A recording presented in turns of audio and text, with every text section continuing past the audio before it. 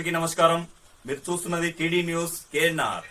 Karimnagar corporation 63వ division Congress party corporator అభ్యర్థిగా శ్రీమతి కర్రె పావని రవి గారు బరిలో నిలవడం జరిగింది. ఈ సందర్భంగా నేడు వారు స్థానిక కాంగ్రెస్ పార్టీ నాయకులు, కార్యకర్తలు, మహిళలతో కలిసి డివిజన్ లో ర్యాలీ నిర్వహిస్తూ ఇంటింటి ప్రచారాన్ని చేపట్టారు.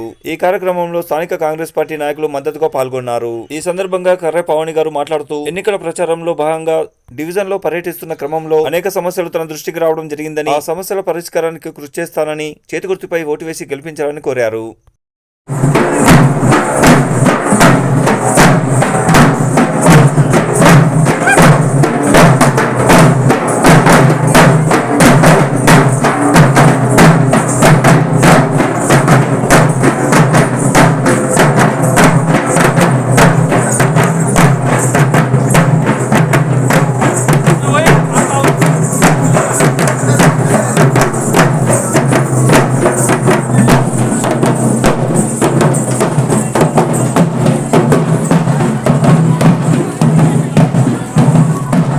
కరీంనగర్ కార్పొరేషన్ 63వ డివిజన్ కాంగ్రెస్ పార్టీ కార్పొరేటర్ అభ్యర్థిగా శ్రీమతి కర్రె పావని రవి గారు బరిలో నిలవడం జరిగింది. ఇప్పుడు వారు మనతో ఉన్నారు, వారిని అడిగి తెలుసుకుందాం. అమ్మ, మీరు వారం 10 రోజులుగా ప్రచారం కొనసాగిస్తున్నారు.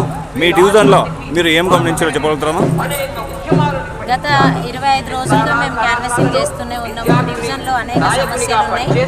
నగరం నడిబొడ్డున ఉన్నటువంటి జ్యోతినగర్ విద్యార్థుల కోసం ఇప్పటికీ నగరం నడిబొడ్డులో ఉన్నటువంటి జ్యోతినగర్ ప్రాంతంలో ఇప్పటికీ ఇప్పుడు మనం నిల్చున్న రోడ్డును చూడొచ్చు. ఈ రోడ్డు కూడా సరిగ్గా లేదు. ముఖ్యంగా డ్రైనేజీ వ్యవస్థ అస్తవ్యస్తంగా ఉంది.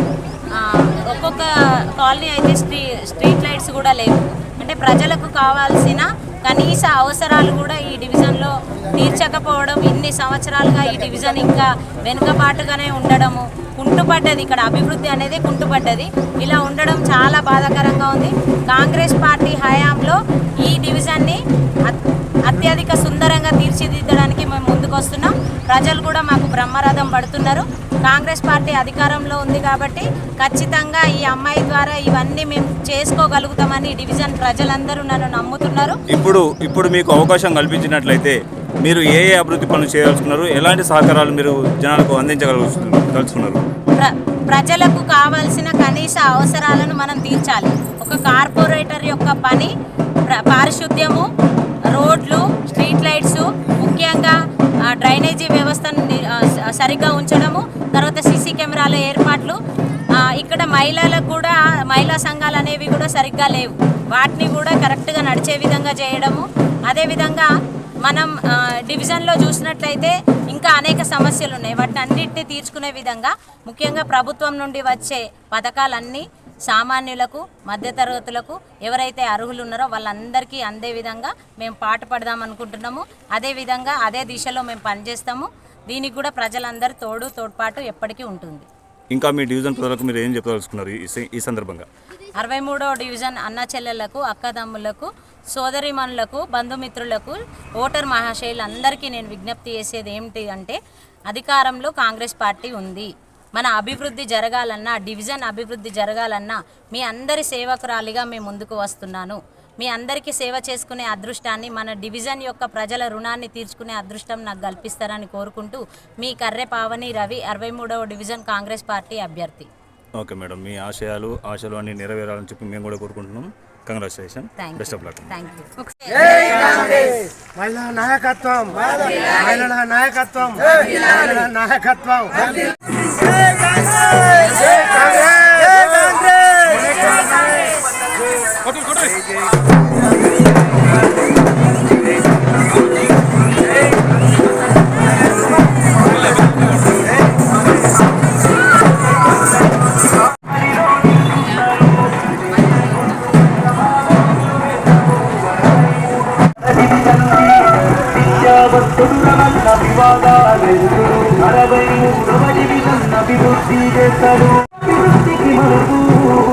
కర్రె పావని రవి.